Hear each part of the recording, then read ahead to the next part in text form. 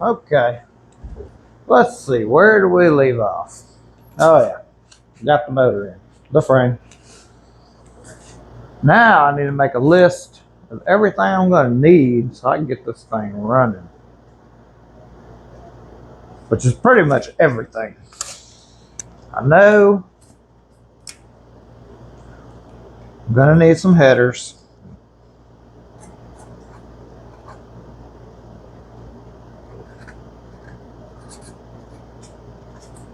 I need to get a wiring harness. Wire. Harness.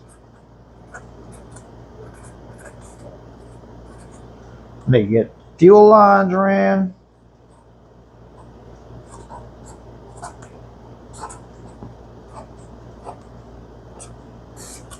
And let's see, what else are we needing? I think that's pretty much it because I've already got the gas tank installed and all that. So headers, wire harness, fuel lines. I think that'll do us. Which I'm gonna have to order all this, so we gotta see what we can do in the meantime while we're waiting on all that to show up. Now I do have my vintage air over here, which I think I'm gonna get started on that.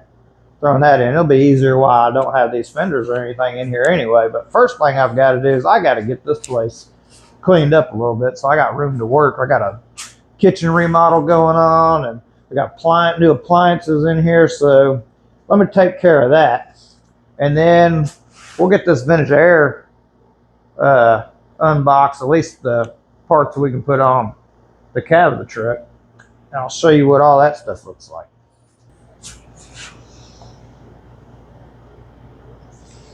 Well, I got everything cleaned up. That took forever. It took about half the day to get this place cleaned up. But I've got my vintage air set up over here. It comes in two boxes. It comes in this box and that one down there on the floor. Pretty much what you're looking at is what's in this box. It's going to be like your condenser and everything. Everything that'll go on the outside of the truck pretty much. And then in that box is going to be pretty much everything that goes in the inside. You know, your main box for your AC with your fan and everything, and then all your vents and block off plates and things like that, and your tubes. And if you can see over here, this is all the factory vents, which you don't need. There's only, I think, two pieces out of this that you're going to need.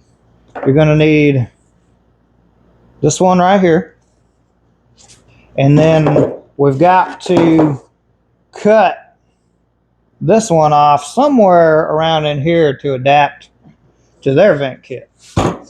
So pretty much all the vents and everything gets replaced. But what I'm going to work on first, because that's going to be the easiest, I'm going to put work on getting the block off plate put in right here. Got to drill some holes, drill a few holes and everything, so all those lines. But man, I tell you what, you take out that old air box and blower fan and everything, I'll tell you what, it cleans things up in this engine bay a lot. It's going to look good. It's going to look way better than any other square body I've ever owned. So I guess let me find my hardware and get a game plan on what I want to do with this, and we'll get that put on to start with.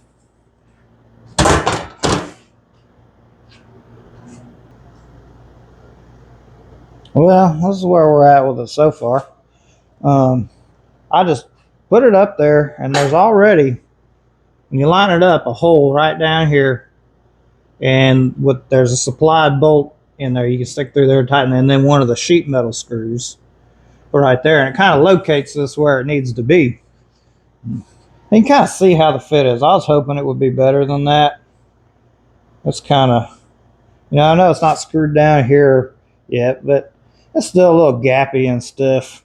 But I mean, you're supposed to put silicone on this anyway, but I'm going to get everything in, get all the holes drilled and all that before I go about putting it in for the final time and siliconing it up because it's just going to make a mess everywhere. So got those two located. Now I guess I need to drill a couple more holes and get the rest of these sheet metal screws in, I think, because now I'm gonna have to mark all these holes right here and drill those out with a hole saw. So let me get these other bolts in here and we'll get that drilled out.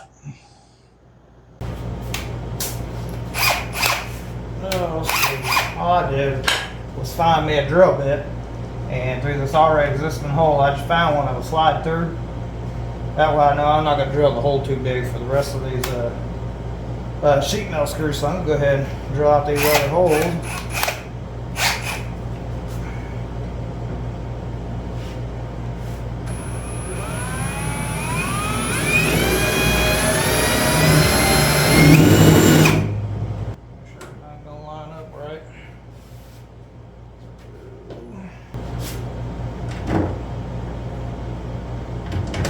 I'll tell you what, that probably would have been a lot easier with self-tappers. Mess around doing all this. But, yeah. That's an existing hole. Must need a bolt on it too. Let's see.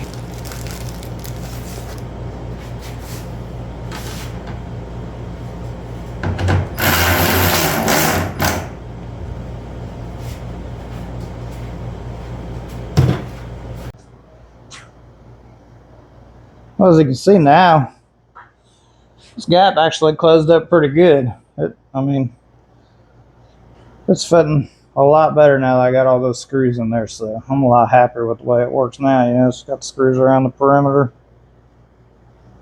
Now I guess I got to mark these holes so I can get them drilled. Here's what it looks like from the inside.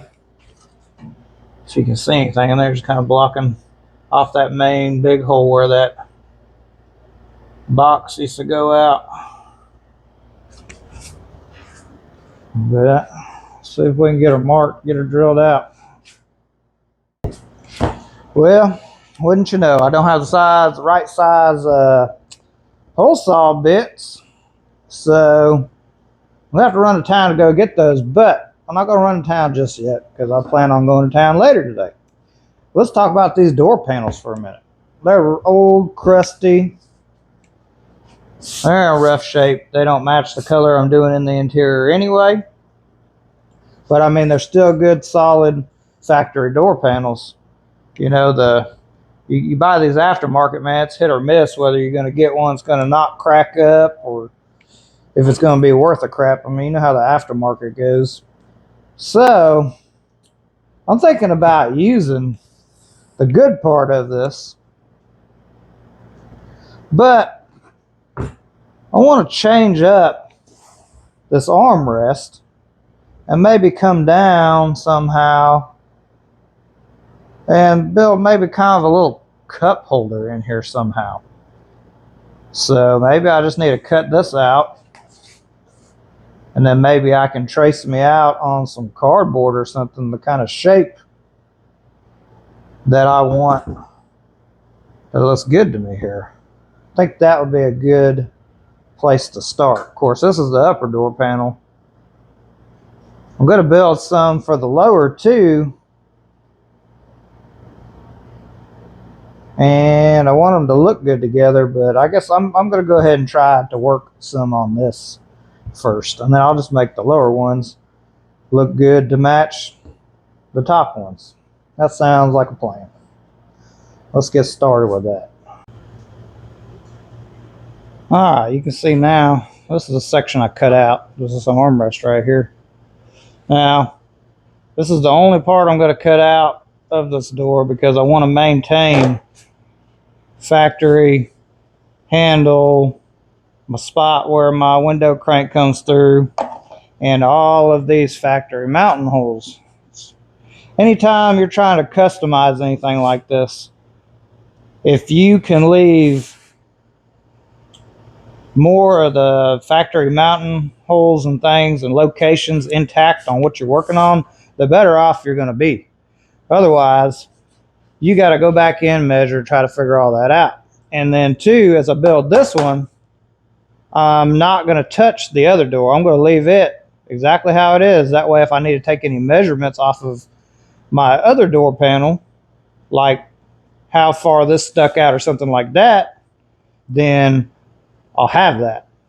If you just cut them both up, try to do it at the same time, then you might mess up, not know where you need to go to on your measurements, things like that. So, and when I make a template for this, then all I got to do is flip it over and it'll be the same exact template for the other door. So we only have to do one at a time and they will still come out exactly the same. So let me find some poster board, maybe some cardboard, make a pattern out of. But you know what? I don't think I have anything big enough. That's the story of my life. That's why I can't ever get anything done. I ain't got no drill bits. I ain't got no poster board, nothing to mark this out. I ain't got no headers. Can't put those on the motor. I need to get my stuff together. Otherwise, I ain't ever gonna get this thing done. Aha! Hole saws. Poster board. Went ahead, got dressed up. Took the wife over to the Mexican restaurant. Went and picked up the hole saws and poster board. So now, I think I can get this drilled out and get this plate on here. So I'll go ahead and get that finished up real quick. And then, I got time this evening to make this template. We'll see what's going on with these door panels over here. So I'm gonna get these center punched out so I can get these holes drilled. Okay, holes drilled. This is what we're looking like now. Two 2-inch holes and three 1 1/8 inch holes. You can see how this one kind of meets up with one of the factory holes for the heater core. And this one is super close, but when you put this up there, if I can hold it up and do it at the same time, let's see. You can see everything lines up good. You can see through. Now the holes that are on the firewall obviously are cut just a little bit bigger than the ones in the plate, this block-off plate here, because you're going to put grommets in that and everything. That way it'll be, you got some play when you drill them if you're not completely perfect. So let's get them grommets in, and then bolt it up. I'm going to clean these holes up real quick. There's everything sealed off, block-off plates, that's the heater box block-off plate, and that's the blower motor block-off plate right there. You just put silicone on the back, tighten them up. And I've got these grommets installed. Now, anytime you're dealing with grommets or anything like a rubber seal or anything, some of this silicone spray right here, because it makes it easy. You can just, the stuff will slide right in there wherever you need it to go. If not, it can be rough. So get you some silicone spray for sure. Now, so that takes care of pretty much all the sealing off on the firewall. And I need to get, this is the brains of the unit, the box that goes on the inside. I need to get it in there, but you probably already guessed it. I'm waiting on my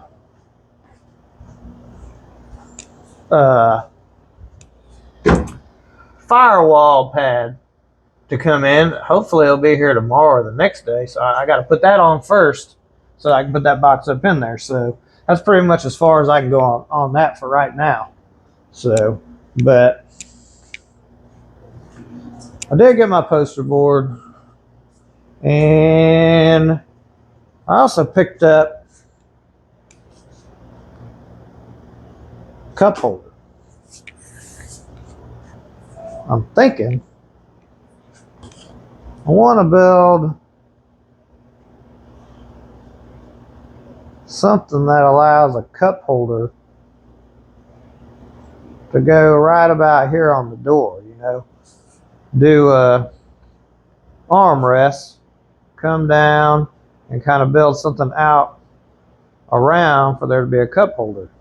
Because I don't really want to do it in the center console, because then if you're riding 3 people, you got a center console in the way. So I don't really want to build a center console. So I'm thinking this is probably going to be a solution to that problem. Maybe. I don't know. But it's getting pretty late tonight. So I think I'm going to call it quits on this. And tomorrow I've got to load up and go down and go get a sheet of MDF so that I can start making some templates, and well, make a template with my poster board, but then scribe it onto my MDF so I can start building this all back out, you know. And I've already got the dash pad done. It pretty much looks back like it's been done back to factory, except I cut out these speaker holes and put some grills in there, and you know, you can kind of see the contours of it, the shape of it. I'm over here to show you this one.